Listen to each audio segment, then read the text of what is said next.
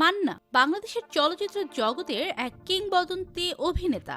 তার অভিনয় করা ছবিগুলো এখনো দর্শকদের কাছে ব্যাপক জনপ্রিয়। আপনারা কি জানেন কিংবদন্তি এই অভিনেতার স্ত্রী ও সন্তান বর্তমানে কি করছে? মান্নার ছেলে মেয়ে কত বড় হয়েছে দেখলে অবাক হবেন।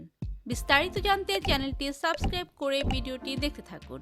প্রিয় দর্শক, নায়ক মান্না, যিনি বাংলা চলচ্চিত্র জগতে এক অবিস্মরণীয় নাম, একজন অসাধারণ প্রতিভাবান ও জনপ্রিয় অভিনেতা। তার আসল নাম সৈয়দ মোহাম্মদ আসলাম তালুকদার হলেও তিনি নায়ক মান্না নামেই পরিচিত ছিলেন। 1964 সালের 14 এপ্রিল টাঙ্গাইল জেলার কালিহাতী উপজেলার এলেঙ্গায় এক সাধারণ পরিবারে জন্মগ্রহণ করেন তিনি। ছোটবেলা থেকেই অভিনয়ের প্রতি তার ছিল গভীর আগ্রহ। মান্না 1984 সালে বাংলাদেশ চলচ্চিত্র উন্নয়ন কর্পোরেশন এর নতুন মুখের সন্ধানে কার্যক্রমের মাধ্যমে চলচ্চিত্র জগতে প্রবেশ করেন। তার প্রথম চলচ্চিত্র তওবা হলেও তিনি মূলত জনপ্রিয়তা পান 1990 এর দশকের মাঝামাঝি সময়ে। তিনি প্রায় 300টিরও বেশি চলচ্চিত্রে অভিনয় করেছেন। তার অভিনীত উল্লেখযোগ্য চরিত্রগুলোর মধ্যে রয়েছে দাঙ্গা, লাল বাদশা, আম্মাজান, ক্যাসিনো, মনের সাথে যুদ্ধ এবং ভালোবাসার দাম। তিনি একাধারে অ্যাকশন, রোমান্স এবং কমেডি ঘরানার চলচ্চিত্রেও দক্ষতার সঙ্গে অভিনয় করেছেন। মান্না ছিলেন এমন একজন নায়ক যিনি তার দর্শকের সঙ্গে এক গভীর সংযোগ স্থাপন করতে পারতেন।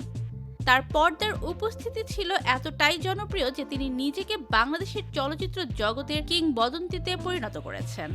নায়ক মান্নার অভিনয়ের একটি বিশেষ বৈশিষ্ট্য ছিল তার স্বাভাবিকতা। তিনি যে চরিত্রে অভিনয় করতেন সেটিকে জীবন্ত করে তুলতেন।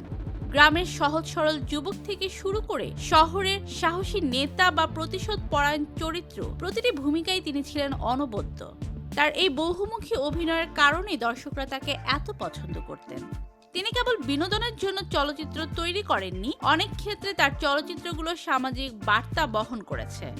বিশেষ করে গ্রামীণ জীবনের সমস্যা, দারিদ্র্য এবং অসাম্যতার বিরুদ্ধে প্রতিবাদমূলক চরিত্রে তিনি ছিলেন অত্যন্ত জনপ্রিয়। মান্না শুধুমাত্র একজন সফল অভিনেতা ছিলেন না, তিনি চলচ্চিত্র জগতের উন্নয়নে সক্রিয় ভূমিকা পালন করেছেন। তিনি কণ্ঠশিল্পী সংস্থা এবং বাংলাদেশ চলচ্চিত্র শিল্পী সমিতির সভাপতির দায়িত্ব পালন করেছেন। তার সময়কালীন এই সংগঠনগুলোতে তিনি শিল্পীদের স্বার্থ রক্ষায় গুরুত্বপূর্ণ পদক্ষেপ নিয়েছিলেন। তিনি নতুন প্রজন্মের শিল্পীদের জন্য একটি অনুপ্রেরণা হিসেবে কাজ করেছেন এবং তাদের প্রতিষ্ঠায় সহায়তা করেছেন। তিনি একজন সফল প্রযোজক হিসেবেও পরিচিত ছিলেন। মান্না কৃষ্ণপক্ষ এবং স্বামী স্ত্রী চলচ্চিত্র প্রযোজনা করেন, যা দর্শকদের মাঝে বেশ সাড়া ফেলে। তার প্রযোজিত চলচ্চিত্রগুলোতেও সামাজিক বার্তা ছিল এবং সেগুলো দর্শকদের হৃদয়ে বিশেষ স্থান করে নেয়। 2008 সালের 17 ফেব্রুয়ারি নায়ক মান্না হৃদরোগে আক্রান্ত হয়ে আকস্মিকভাবে মৃত্যুবরণ করেন। তার অকাল মৃত্যু দেশের চলচ্চিত্র জগতে এক শূন্যতার সৃষ্টি করে। তার মৃত্যুতে পুরো জাতি শোকাহত হয়েছিল এবং তার অবদান স্মরণীয় হয়ে রয়েছে। তার মৃত্যুর পরেও তার জনপ্রিয়তা কমেনি। আজও দর্শকরা তার চলচ্চিত্র দেখে আনন্দিত হন এবং তাকে স্মরণ করেন। নায়ক মান্না তার অসাধারণ অভিনয় দক্ষতার জন্য অনেক পুরস্কার ও সম্মাননা পেয়েছেন। তিনি জাতীয় চলচ্চিত্র পুরস্কার সহ বিভিন্ন স্বীকৃতি অর্জন করেছেন। তার অভিনয় এবং সামাজিক অবদানের জন্য তিনি আজও চলচ্চিত্র প্রেমীদের কাছে চিরস্মরণীয়।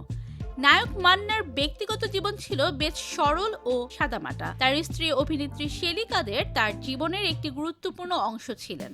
তাদের বিবাহিত জীবন ছিল সুখী এবং সম্পূর্ণ। এই দম্পতির একমাত্র সন্তান সিয়াম।